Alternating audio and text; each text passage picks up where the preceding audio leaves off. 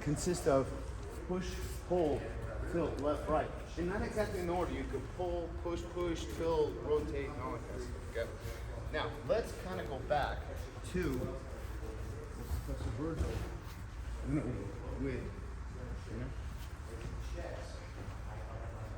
the lapel. Lapel guard typically is going to be using his left lapel or hers. Okay. At different stages depending on what they do. Okay. So what Professor Virgil taught is squid. Just right here, and I feed the lapel. Okay. And I'm gonna do the same thing except I'm gonna scoop my hip out. Okay.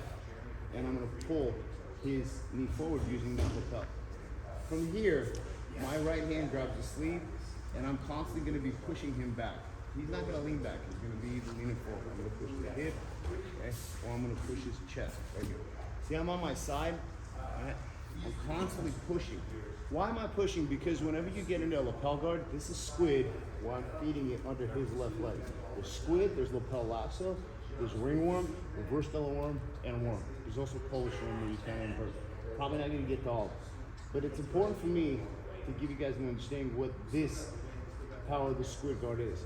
What I need to do is I need to be on my side so that I can do what's called inverted, okay? The reactions from your opponent are gonna be one of three.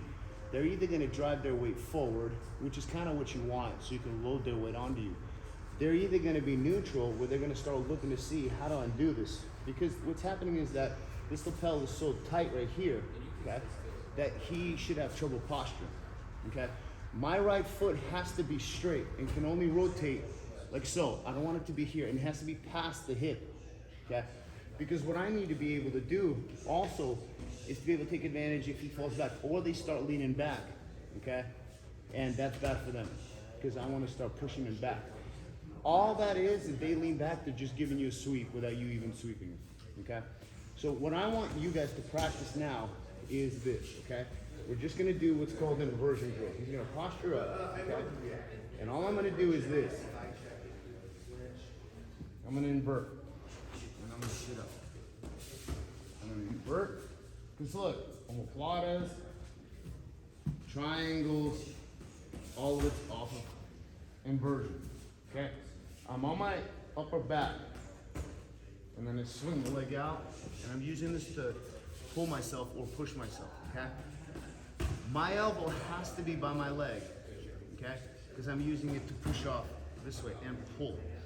I'm gonna land on my shoulder so that my head can go towards here. And I'm gonna just bring my leg open here, and I'm gonna kind of pull my head closer to his knee. I'm not falling backward as I sit up, okay? I'm not doing this, all right? And I'm pulling myself up. So I'm gonna invert, elbow, and my elbow bends, I pull, and I sit.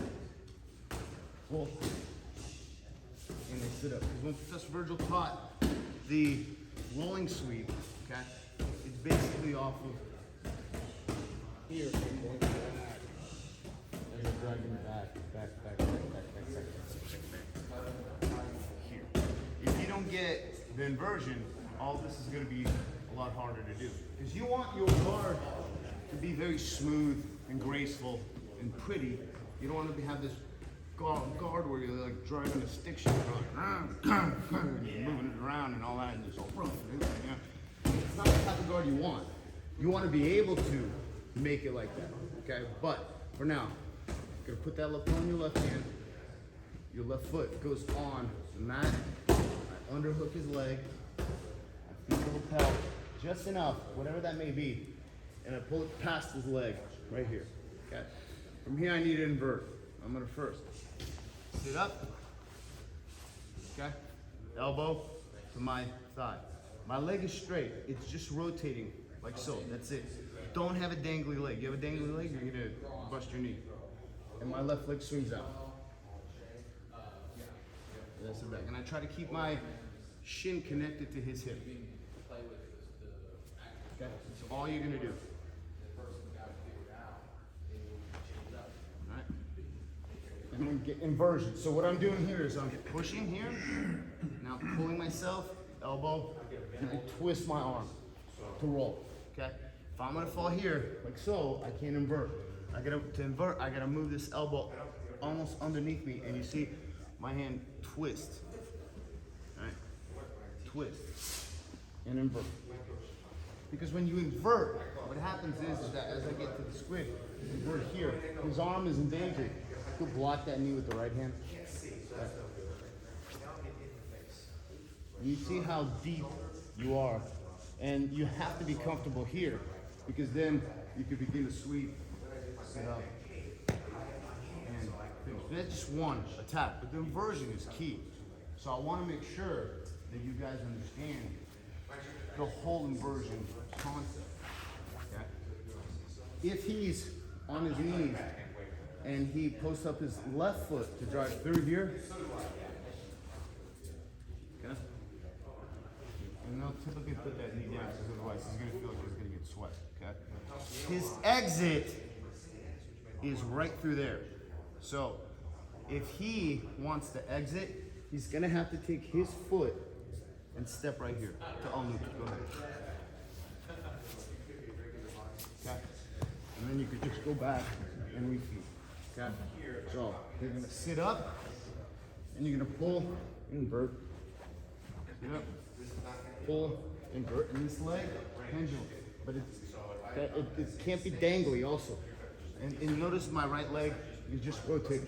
Because my heel is kind of applying pressure this way, which enables me to lift my hip and invert. Okay? You're going to invert, you're going to sit up. Invert, sit up. And what I mean by inverting, I mean pulling your head to their knee. Right here. And you sit up. Tap their shoulder. Here, tap their knee. Here, tap their back. Here, because if I'm here and I'm all, I can't tap. I gotta sit up, tap his back. It's here, you get some good velocity going.